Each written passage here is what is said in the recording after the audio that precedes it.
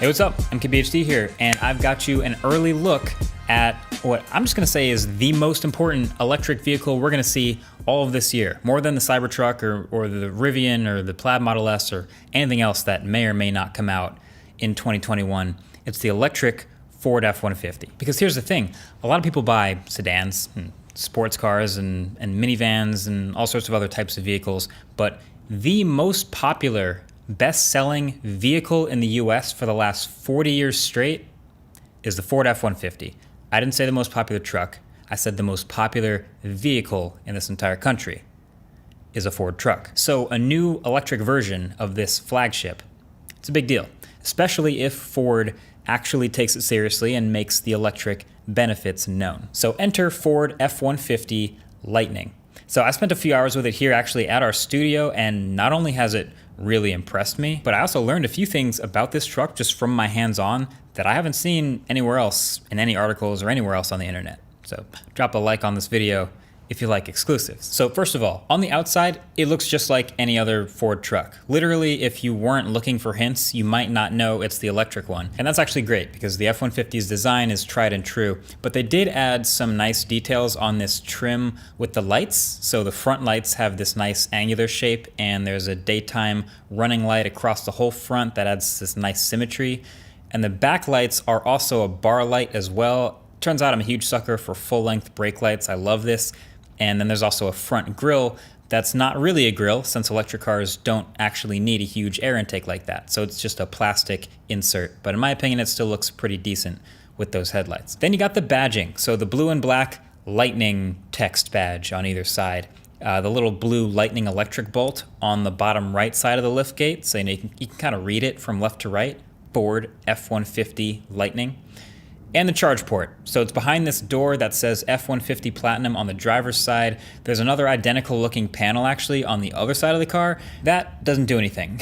It's purely aesthetic. It's just for symmetry, not functional. So let me hit you with the basic specs right now, all right? So there's two versions. There's a baseline version most people probably won't get, but it exists. It's just under 40,000 and it'll have a 230 mile rated range. Then there's the extended battery option. That'll start at just under 50,000, and that has a 300 mile range. Right off the bat, I'd say that's pretty competitive. If you did go with the cheaper version, that would, I mean, if you consider Cybertruck and Rivian, F-150 is the most affordable electric truck option that we've seen come out so far. And so now I've learned a lot about trucks and the Ford F-Series in preparation for this experience and for my hands-on. And so if you're a truck person, some of this may be a little bit redundant, but I was very impressed with a lot of the utility into the design of these vehicles. And this electric version is the best of all of it. So it's obviously a pretty big vehicle already. 4 doors with 5.5 foot bed, so plenty of space. And this platinum badge you keep seeing is a name of a trim level. So it's the highest trim level. It's got leather seats and a sunroof and all this stuff that gets packed in together, and it's called the platinum trim, which can go up north of like $90,000. But truck people, I'm telling you, this electric version is the best of the best version yet. So the inside it's still pretty industrial. It's got the upgraded interior that has the same 15-inch touchscreen as the Mustang Mach-E with the volume knob at the bottom and everything, which I do like. And then underneath that screen is a little covered storage for a horizontal wireless phone charger and some more plugs. And then you see that gear selector here? So in a work truck, you might just want to drop a laptop there and get some work done. So this button here folds the gear selector down into the center console. And then the elbow rest unfolds into a huge flat working surface, like a counter for your computer or whatever you want to do. Plus, there's a plug next to the display for a full 120 volt power outlet. So sick. There's a normal glove box, but also a second glove box up top for smaller things. The car will get software updates and improve over time, and for your convenience, it pulls in various compatible charging stations across several networks through the Ford Pass app. It can route you actually through the correct chargers and account for your shorter range using the onboard scales in the bed of the truck to measure how heavy your cargo is and adjust accordingly. That is really cool. And then the onboard power this vehicle puts out is super clutch. Lots of people work out of their trucks, as you probably know, whether it's for landscaping or construction or whatever they're doing. And there's 240 volt power and 420s in the bed of this truck. So for power tools, air compressors, etc., you don't need to carry a separate generator for things like table saws and drills and big lights that don't run on battery power, because this truck is basically a massive portable power bank. Also, I think it's hilarious that they still have the sticker saying don't leave the engine running to keep the outlets on if you're indoors, because obviously that's not a concern anymore. This truck is electric. They probably just made a habit of putting the sticker on everyone. Now again, truck people might not be impressed with any of the things I just said because they've seen it before in other trucks, but there are two huge new features in this Lightning that I kind of guarantee will impress you because you don't see it in any gas trucks, and they are the front trunk and bidirectional power. So the F-150 Lightning, since it doesn't have an engine, instead has room for an absolutely massive power liftgate front trunk. So not only is it pretty sweet for a pickup truck now to have this covered, locked, weather-sealed storage for things you don't want to store in the bed or in the back seat, but it's also about the biggest front trunk I have ever seen. It's huge, so you can easily fit several pieces of luggage and bags in here like a regular car trunk. It has lights that you can turn on that shine down from the top of the hood when it's dark so you can see inside. If you look carefully at the inside of the hood, that is a diagram of 2 golf bags. Just as a reminder that you can fit 2 full-size golf bags in this trunk. Yes, I did happen to have my golf clubs today, so I did test. 1 bag definitely fits in here with plenty of room to spare, so I believe 2. It has this removable cover at the bottom that pops up to reveal even more storage, and it can reposition in several ways to slot in and act as a divider to keep smaller stuff from rolling around.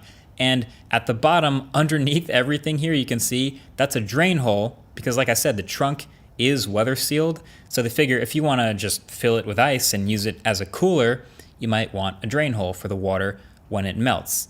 So you got that right there. Oh, and there's even more outlets, of course. There's 4 more wall plugs to be exact, plus USB-C and USB-A. I feel like you can tailgate out of the front trunk now entirely, although you probably have to rename that. Front gating. There's probably a better name out there for that. Either way, it's about the most impressive front trunk I've ever seen in any EV. And then there's bidirectional power. So you know how you can already charge up every day at your house? It's great. You can plug in your garage, start every day with a full tank or a full battery, and that's fantastic. But there is an optional accessory that actually comes with the long-range version. It's a power inverter, and that lets you power your entire home from your truck battery. In the event of a power outage, it'll keep your entire home powered for up to several days. So now you've got a pickup truck, a portable generator, and basically a Tesla Powerwall all in one vehicle. Seriously, impressive stuff. Like I said, I'm not a truck person, but this is looking pretty complete to me. Now, my number one concern when I'm looking at like new electric cars was just the range. Again, it was pretty good, but I actually learned something from the people at Ford who are walking me through the car that I haven't seen anywhere else that is definitely worth sharing. So that 300-mile range that I talked about for the long-range version, I was like, okay, it's pretty good. It's good for their first generation, but it's not amazing or anything like that for coming out next year.